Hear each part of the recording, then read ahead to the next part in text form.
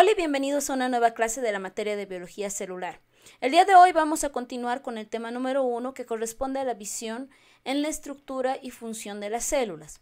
En el anterior video ya habíamos hablado de la clasificación de las células y cómo éstas están divididas en dos grandes grupos, que son eucariotas y procariotas. A su vez, la célula eucariota se divide en célula animal y célula vegetal.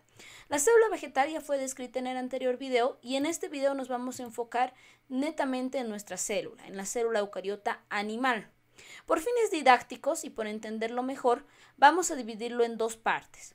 Una parte que corresponde al citoplasma, que está cubierto por una membrana citoplasmática, y una parte que va a corresponder al núcleo, característica de las células eucariotas, que está envuelto en una membrana plasmática que le vamos a llamar envoltura nuclear. Entonces, comencemos. El citoplasma, como hemos mencionado, está envuelto en lo que se conoce la membrana plasmática. La membrana plasmática es la estructura que se encarga de separar el medio interno del medio externo de las células. La membrana plasmática va a tener dos capas que se denominan bicapa fosfolipídica. ¿Qué quiere decir esto? Cada una de estas estructuras que estamos viendo, las cabecitas se van a llamar grupo fosfato y las colas se van a llamar lípidos. En combinación se llaman fosfolípido. Entonces, ellas vienen acomodadas de tal manera que el lípido se una con el lípido y los grupos fosfato queden dentro de la célula y fuera de la célula, mirándose una sobre otra. A eso se conoce como una estructura bifosfolipídica. Ahora, hay un término utilizado en varios textos que corresponde a una estructura trilaminar. ¿Qué quiere decir eso? Cuando nosotros agarramos esta membrana plasmática y la vemos a microscopía óptica, se ve como si fuera una estructura de tres láminas. Ambos grupos fosfatos se ven oscuros y la parte central donde están los lípidos se ve claro y por tanto se le dice estructura trilaminar, aunque no es una estructura trilaminar, es una bicapa, prohibido confundirse. El espesor de esta membrana de aquí a aquí es de 7 a 10 nanómetros, esa es su medida. Puede variar dependiendo de la organela, pero oscila en esos tamaños. Ahora, ¿por qué está compuesto? Ya habíamos mencionado a los fosfolípidos. También vamos a ver que existen proteínas que cumplen la mayoría de las funciones, en especial como receptores. Y por otra parte, el glucocálix o glicocálix, que está compuesto por glicoproteínas y proteoglucanos. Listo, ya sabemos la membrana. Sigamos. Ahora vamos a aprender que este citoplasma va a contener tres aspectos importantes: matriz o citosol, diversos depósitos y finalmente los orgánulos. Empecemos por la matriz o citosol. En la matriz o citosol vamos a encontrar algo muy importante que es el agua.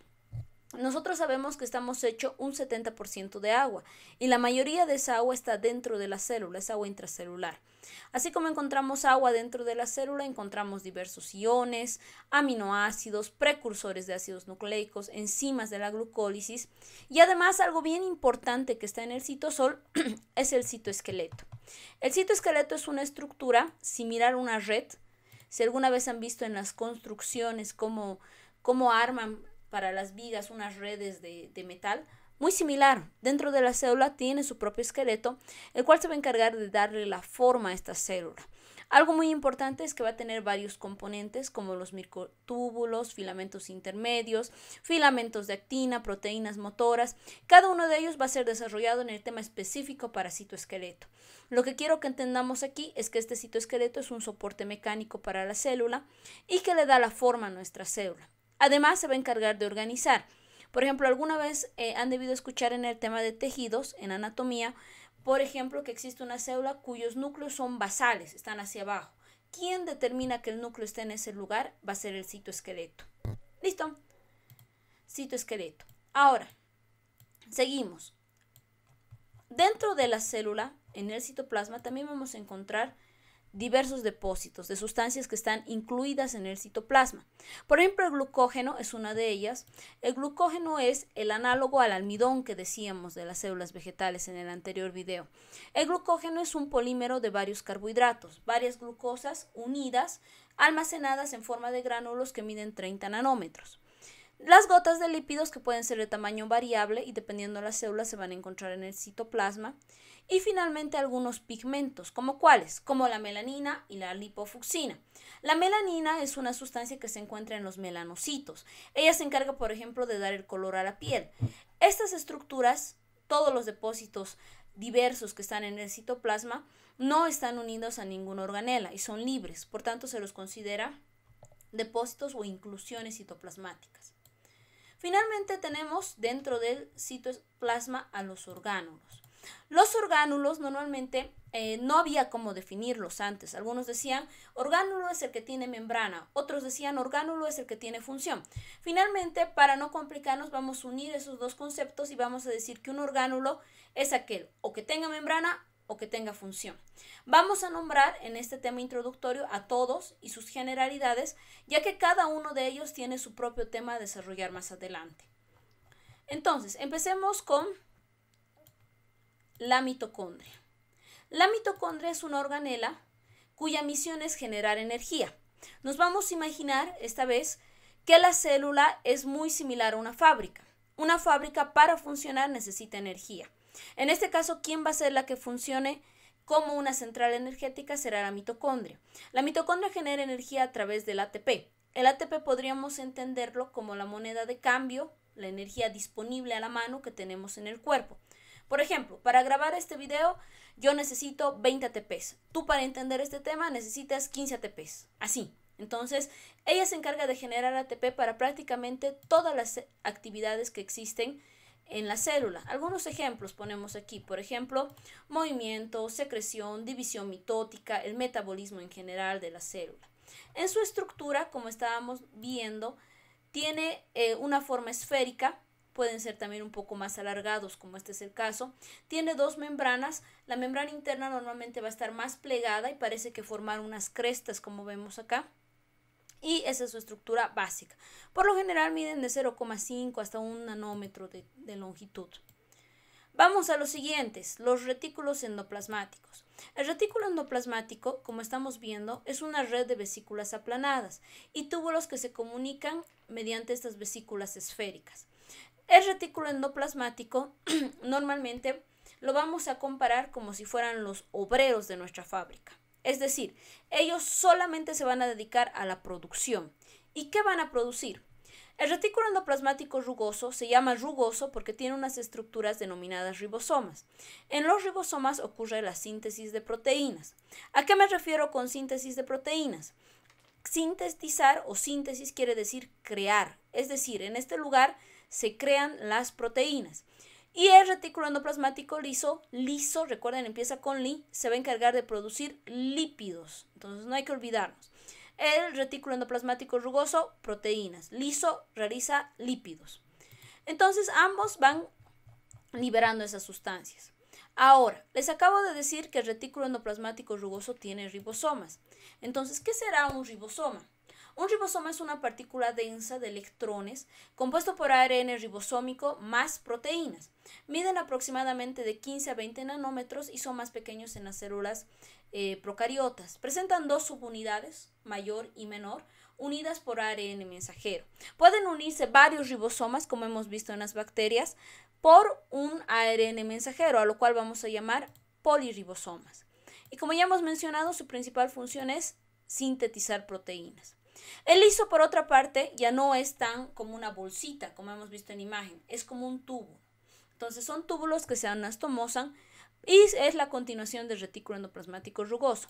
¿Dónde va a estar más desarrollado? En lugares donde se utilice mayor cantidad de lípidos, por ejemplo en células que secreten hormonas esteroideas. Las hormonas esteroideas como la testosterona, los estrógenos, necesitan de lípidos para poderse crear. Otras células, las células hepáticas y las células de las glándulas suprarrenales también. Ya hemos conocido central energética, los obreros que están trabajando.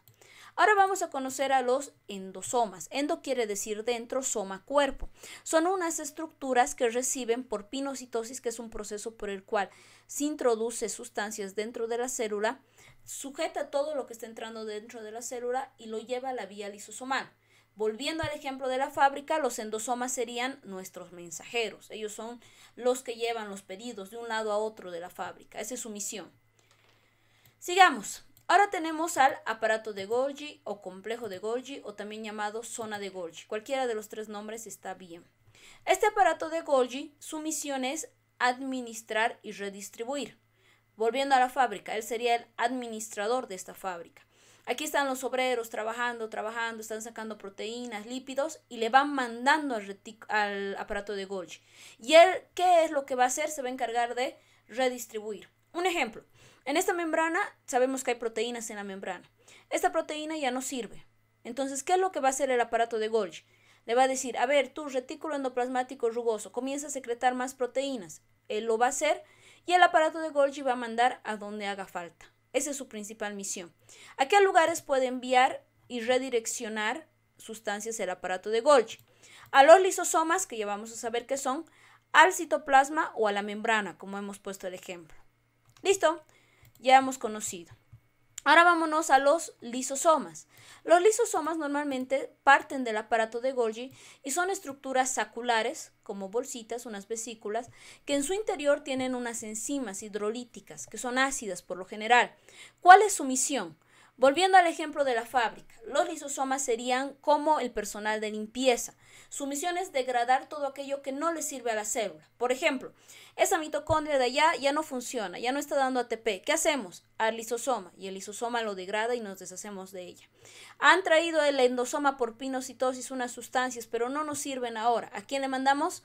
Al lisosoma. Él se va a encargar de degradar todo aquello que no le sirva a la célula. ¿Listo? ¿Cuánto miden? Miden de 0,5 a 3 micrómetros de diámetro. Tienen las enzimas que hemos mencionado para degradar y pueden degradar todo aquello que entre por pinocitosis, por fagocitosis y orgánulos que estén desgastados dentro de la misma célula. Listo, ya sabemos varias cosas. Una de ellas, la central de energía, los obreros, los mensajeros, el administrador y el servicio de limpieza. Nos falta una organela sumamente interesante que son los peroxisomas. Los peroxisomas se encargan de hacer unas funciones bien específicas, que son la de enzimas oxidativas. Volviendo al ejemplo de la fábrica, los peroxisomas van a ser los guardias de seguridad. Ven a alguien ahí medio sospechoso, van y lo destruyen, lo neutralizan.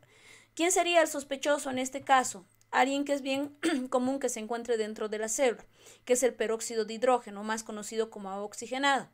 Es un oxidante fuerte que tiende a dañar las membranas plasmáticas. Para eso el peroxisoma tiene una enzima que se denomina catalasa. La catalasa va y actúa sobre este peróxido de hidrógeno y lo convierte en agua y en oxígeno. Y todo bien. ¿Qué enzimas tienen los peroxisomas? Y eso es bien importante de recordar. Son 4. La catalasa, uratoxidasa, deaminoxidasa y la enzima de la beta-oxidación de los ácidos grasos, así de larga. La catalasa ya hemos mencionado, degrada el peróxido de hidrógeno. La uratoxidasa se encarga de degradar el ácido úrico en bases de purina. La deaminoxidasa se encarga de degradar los deaminoácidos de las bacterias. Y la enzima de la beta-oxidación de ácidos grasos, como su nombre dice, va a oxidar ácidos grasos. ¿En qué lugar? En la posición 2 o beta de la acetil-CoA. Entonces esa es su misión. Normalmente, ¿dónde van a ser más frecuentes los peroxisomas? En células del riñón, del hígado, del cerebro también. La mitad del etanol, es decir, del alcohol, se oxida gracias a los peroxisomas. Es bien importante entender esto. Todas las células de nuestro cuerpo tienen todas las organelas, pero hay algunos órganos específicos que tienen organelas más desarrolladas. ¿Listo? Pero todos tienen organelas. Ahora, un plus que vamos a estudiar aquí es saber de dónde viene la catalasa. La catalasa, antes de llamarse catalasa, se llama apocatalasa. La apocatalasa normalmente ingresa a un peroxisoma y se une con 4 grupos hemo, se unen, forman un tetrámero y comienza a crecer este peroxisoma. Crece, crece, crece hasta que llega un punto en que se divide en 2 peroxisomas. A esa división la vamos a llamar división por fisión. Algo más que vamos a decir de los peroxisomas y muy interesante e importante son las enzimas y sus defectos que pueden presentar en los peroxisomas. Existe un grupo de enfermedades que se llaman anomalía de la biogénesis de los peroxisomas. Súper largo. Lo podemos decir simplemente PBD. Son más de 25 enfermedades en las cuales vamos a ver que están ligadas al cromosoma X, son autosómicas y recesivas. Son varias, pero vamos a hablar de 2 en específico, la adrenoleucodistrofia y el síndrome de Zellweger. La adrenoleucodistrofia es una enfermedad que se caracteriza por lesionar las células blancas del cerebro y las glándulas suprarrenales. Normalmente se manifiesta en jóvenes, en niños, si quieren, que están empezando la pubertad. Tiene gran afectación de la glándula suprarrenal y acumulación de lípidos debido a que estos pacientitos pueden no presentar una enzima de las 4 enzimas que hemos mencionado de los peroxisomas. Por otra parte, tenemos otro síndrome que se denomina síndrome de Zellweger. Este síndrome es particularmente interesante ya que en estos pacientes sus peroxisomas están desnudos, vacíos, no tienen ni una de las enzimas que hemos mencionado. Este síndrome también se conoce como cerebro hepatorrenal. Si nosotros hacemos memoria, ¿dónde hay más peroxisomas? En el cerebro, en el hígado y en el riñón. Es por eso que estos órganos se ven más afectados en estos pacientitos. Esta enfermedad es muy complicada de tratar, a veces hasta incompatible con la vida. En el síndrome de Zellweger vamos a ver que las enzimas sí están presentes. Y entonces dirán, ¿no que no estaban? No, no están dentro del peroxisoma. Esa es la diferencia. Aquí está el peroxisoma, está vacío y las enzimas están libres en el citosol. Y cuando están en el citosol no nos funcionan, no nos sirven, están inactivadas. Por tanto, no podemos actuar con esas enzimas y ese peroxisoma va a estar vacío. ¿Listo? Hasta ahí tenemos todo lo que corresponde al citoplasma. Ahora vamos a hablar un poco del núcleo. Hemos dicho que el núcleo está envuelto en una envoltura nuclear. Eso es algo bien importante de recordar porque es lo que nos diferencia entre la célula eucariota y la célula procariota. ¿Qué va a tener en su contenido? Normalmente tiene dos cosas, la cromatina que corresponde al ADN y el nucleolo. La envoltura nuclear son dos capas, una con otra, pero hay lugares donde esas dos capas se unen y se van a denominar poros nucleares, que permite el paso de sustancias del citoplasma hacia el núcleo y al revés, del núcleo hacia el citoplasma.